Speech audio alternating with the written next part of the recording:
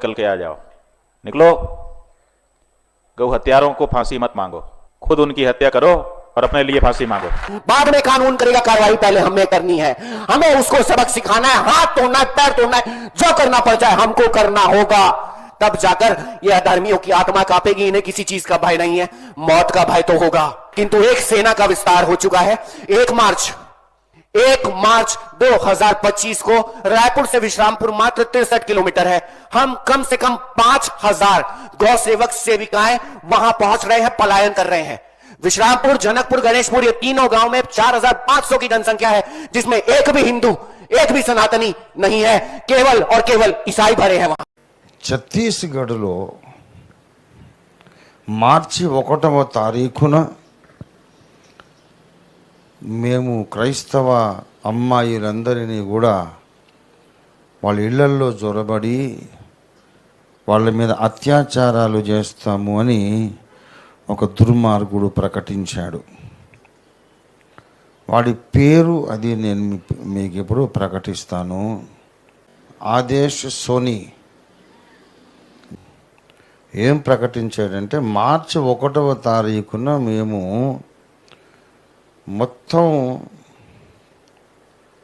ఛత్తీస్గఢ్ రాష్ట్రంలో క్రైస్తవ గృహాలలో మేము ప్రవేశించి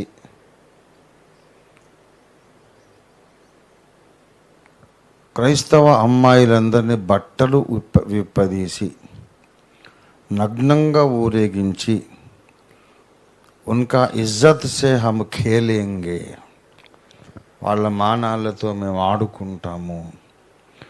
ఆ తర్వాత వాళ్ళను పబ్లిక్గా మానభంగాలు చేస్తాము. ఆ తర్వాత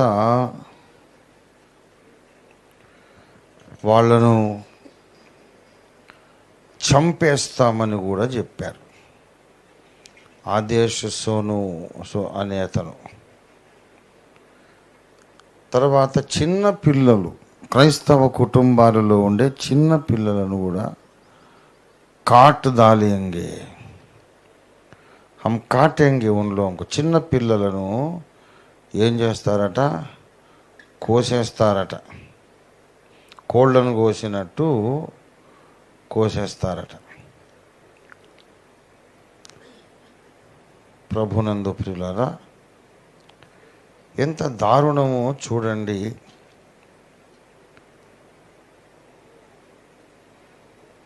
అది చాలా షాకింగ్ అనిపించింది. నాకు అర్థం కాలేదు ఒక విషయం. క్రైస్తవ అమ్మాయిలను ఇలాగ చెయ్యడానికట వాళ్ళ బట్టలు విప్పదీసి పబ్లిక్గా వాళ్ళ మానాలతో ఆడుకొని ఆనందించి తర్వాత వాళ్ళని రేపు చేసి చంపేస్తారట క్రూరంగా.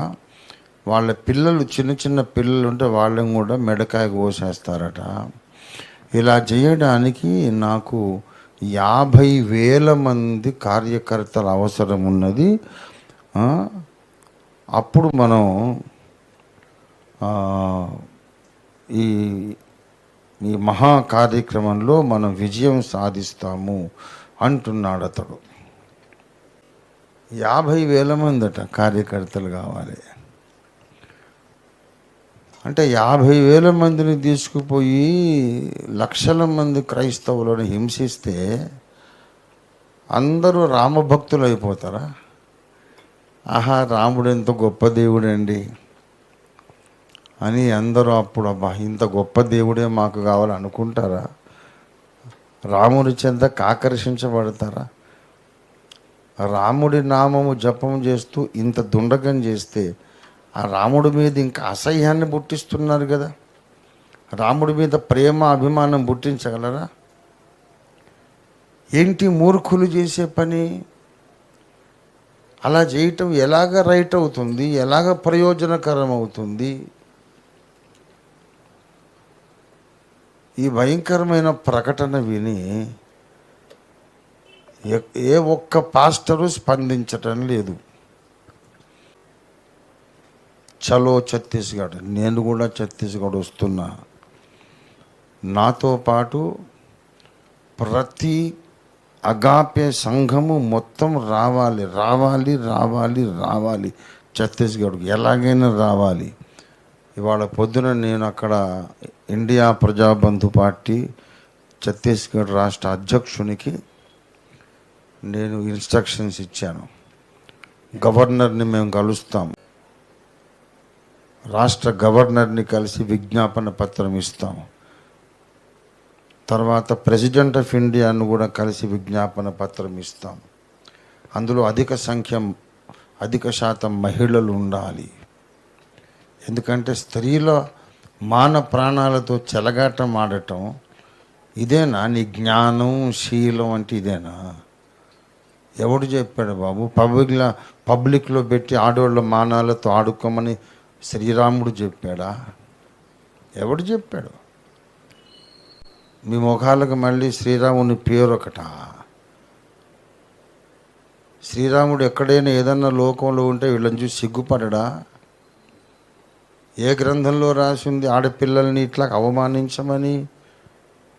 అంటే మీ మతం నమ్మని వాళ్ళందరినీ ఇలా చేయమని మీ గ్రంథాల్లో ఉందా?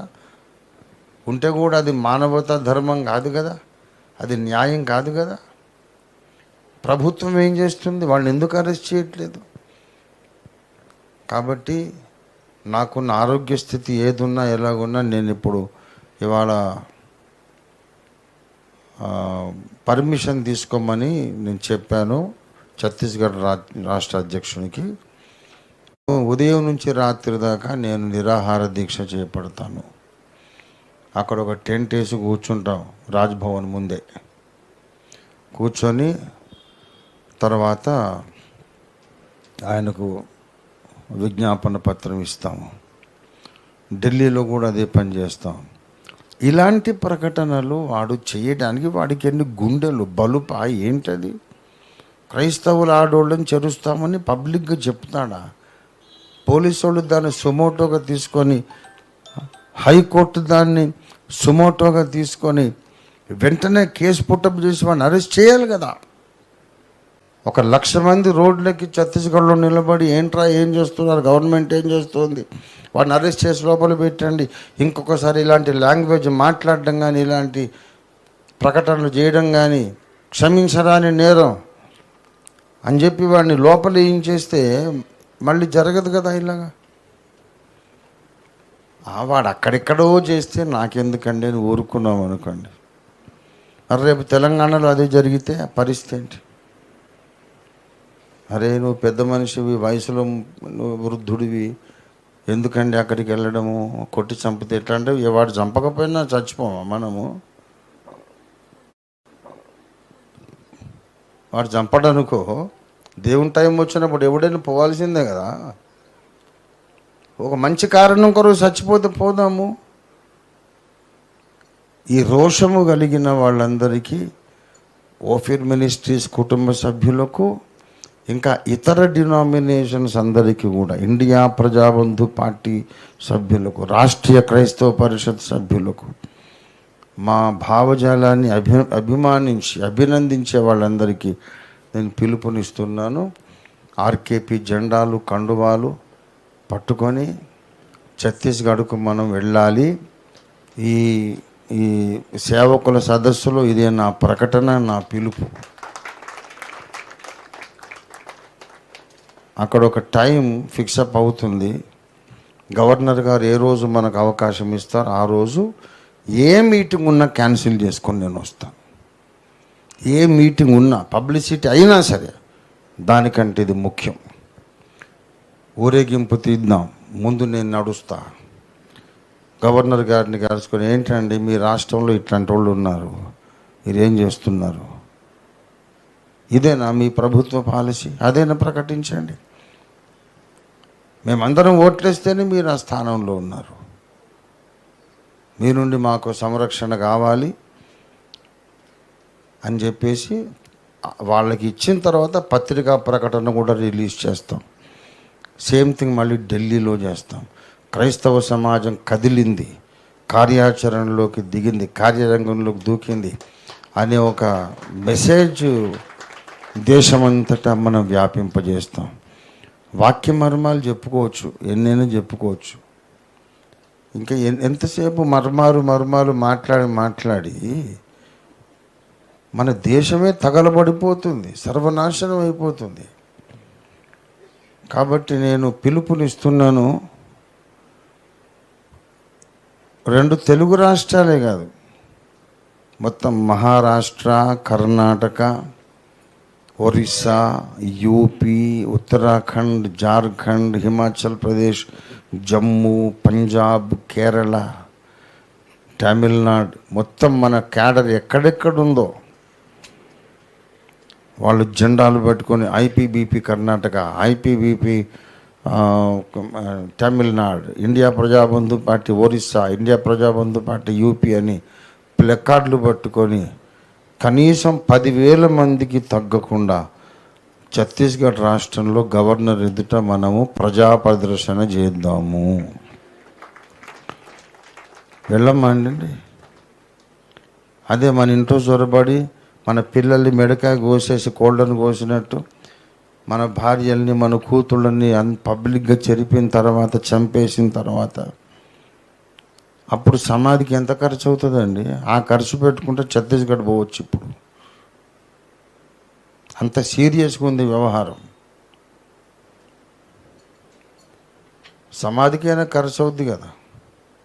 మన ఇంట్లో 4 ఆడవాళ్ళని చంపేస్తే సమాధుల ఖర్చు కాదు. ఇప్పుడు అందరూ కదిలి కార్యాచరణలోకి వస్తే తప్పకుండా అలాంటి పరిస్థితి మన రాష్ట్రంలో రాకుండా మనం ఆపడానికి అవకాశం ఉంది. మీరు సకల జనముల చేత ద్వేషించబడతారని యేసు ప్రభు వారు చెప్పారు. ఆ రోజు మనం మన కళ్ళారా చూస్తున్నాం. మరి ఇప్పుడు మనం ఏం చేయాలి? మీరు ఇంటికి వెళ్ళి నా ప్రసంగం వినండి. మీరు వినకపోవడం చాలా దారుణమైన విషయం. వినండి, అప్పుడు తెలుస్తుంది. ఇప్పుడు నేను ఏం చెప్పాను తప్పకుండా నైట్ మెసేజ్ వినండి మీరు. ఇది డెడ్లీ సీరియస్ ఇష్యూ. నేను మాత్రం ఊరుకోలేనండి. ఓ చెంప కొట్టమంటే ఇంకో చెంప తిప్పాడు, అంత నాన్ సెన్స్ చెప్తున్నారు. అంటే నాకు 2 కూతుర్లు ఉంటే ఒక అమ్మాయిని మానభంగం చేస్తే ఇంకో అమ్మాయిని కూడా చేయనివ్వాలనా ఏంటి? అదేనా? ఒక చెంప కొడితే ఇంకో చెంప తిప్పమంటే, ఒక కూతురుని మానభంగం చేసినప్పుడు ఇంకో కూతురుని కూడా ఇచ్చేసేయి అని అర్థమా? నేనైతే రియాక్ట్ అవుతాను. ఇండియాలో ప్రతి క్రైస్తవుడు రియాక్ట్ కావాలి. దాని కొరకు అన్ని డినామినేషన్లలో చీము నెత్తురు ఉన్నటువంటి రోషం కలిగిన క్రైస్తవులు నేను పిలుస్తున్నాను, రండి. ఇది రాజకీయం కాదు, మనల్ని కాపాడుకోవడం. ఆ ప్రయత్నంలో చచ్చిపోయామనుకోండి పర్వాలేదు, ఒక్క మాట చెప్పినా ముగిస్తా. ఫర్ ఎగ్జాంపుల్, నాకు 4 ఆడపిల్లలు, నా భార్య, మేమందరం ఉన్నాం అనుకోండి. 4, 2 ఆడపిల్లలు, యవనస్తురాళ్ళు. ఒకవేళ వాడొచ్చి నా ఇంట్లోకి వచ్చి మా ఆడోళ్ళ మీద చేయేసి వాళ్ళను అసభ్యంగా ప్రవర్తిస్తూ ఉంటే ఎదురెళ్ళాను అనుకోండి, ప్రతిఘటించాను, ఆపడానికి ప్రయత్నించాను, వాళ్ళు నన్ను కొట్టారు, నేను చచ్చిపోయాను అనుకోండి. అప్పుడు నా కూతుళ్ళు ఏమనుకుంటారు? మా నాన్న మమ్మల్ని ఎంత ప్రేమించాడు, మమ్మల్ని కాపాడడానికి పోయి చచ్చిపోయాడు అనుకుంటారు. అలా కాకుండా రివర్స్లో ఆలోచించండి, ఊహించండి. వాళ్ళని మానభంగాలు చేస్తుంటే, అసభ్యంగా ప్రవర్తిస్తుంటే నేను మూల కూర్చొని, కుర్చీ మీద కూర్చొని దేవునికి స్తోత్రం హల్లెలూయా అని అన్య భాషలు మాట్లాడకుండా ఉంటే, అన్య భాషలు మాట్లాడుకుంటా సహోదరుడా మారు మనసు పొందుము అని చెప్తుంటే, వాడు అన్ని కార్యక్రమాలు చేసి వెళ్ళిపోయినాక నా భార్య ఎదుట, నా కూతుళ్ళ దృష్టిలో నాకేమన్నా విలువ ఉంటుందా? అప్పుడు చచ్చిపోయినంతకంటే ఎక్కువ దౌర్భాగ్య పరిస్థితి. భార్య అంటే ఏమంటే, అసలు మీరు మగవాళ్ళేనా? నేను మీ భార్యనేనా? పెళ్ళప్పుడు ఏం ప్రసంగం చేశారు? వ్యాధి ఎందును ఆరోగ్యం అందును అన్ని పరిస్థితుల్లో నిన్ను కాపాడి పోషించి సంరక్షించి, ఇదేనా సంరక్షించడం? ఏంటి నాన్న నీకు ఆమెతో రోషం లేదా, మమ్మల్ని అంత అసహ్యంగా వాడు పాడు చేస్తుంటే నీకేం అనిపించలేదా అనరా? ఎవరైతే ప్రతిస్పందించారో వాళ్ళను వాళ్ళ కుటుంబాలే గౌరవించవు. జాగ్రత్త. మీ కుటుంబాలే మీ ముఖం మీద ఉమ్మేస్తాయి. కనుక కనీసం ఒక మనిషి అనిపించుకోవాలంటే ఇప్పుడు స్పందించాలి. నువ్వు ఒక మనిషిగా గుర్తింపు పొందాలంటే నువ్వు, నీ కుటుంబము, నీ సంఘం అన్నీ వదులుకొని అన్ని కార్యక్రమాలు ప్రక్కన పెట్టేసి ఒక డేట్ ప్రకటిస్తా. అది ఆదివారం అయితే కానీ, శనివారం అయినా కానీ, ఏదైనా పెద్ద మీటింగ్స్ ఉంటే ఉండని క్యాన్సిల్ చేసుకుందాం. మనం అందరము అత్యధిక సంఖ్యలో కండువాలు, జెండాలు పట్టుకొని మొత్తం ఛత్తీస్గఢ్కు పోయి అక్కడ రాష్ట్ర ముఖ్యమంత్రికి, రాష్ట్ర గవర్నర్ గారికి, తరువాత ఢిల్లీకి మళ్ళీ ఒక చిన్న బృందాన్ని ఏర్పాటు చేస్తాం, నాయకుల బృందాన్ని. ఛత్తీస్గఢ్లో విషయంగా మనం స్పందిద్దాం. ఈ కారణాన్ని బట్టి నేను వాక్యం చెప్పే పరిస్థితిలో లేను అని చెప్పాను. నేను నా హృదయం గాయపడింది. మరి మీ హృదయం గాయపడిందో లేదో నాకు తెలియదు. గాయపడకపోతే ఇంకా ఎక్కువ నేను గాయపడుతున్నా. అంటే ఇటువంటి వాళ్ళ నేను లీడ్ చేసేదని అనిపిస్తుంది నాకు. ఇంత మానవత్వం లేని వాళ్ళనా నేను నడిపిస్తున్నది. మీరు దయచేసి నైట్ ఇప్పుడు అజయ్ బాబుని అప్లోడ్ చేయమని చెప్పాను, చేస్తున్నాడు. అది మీరు వినండి.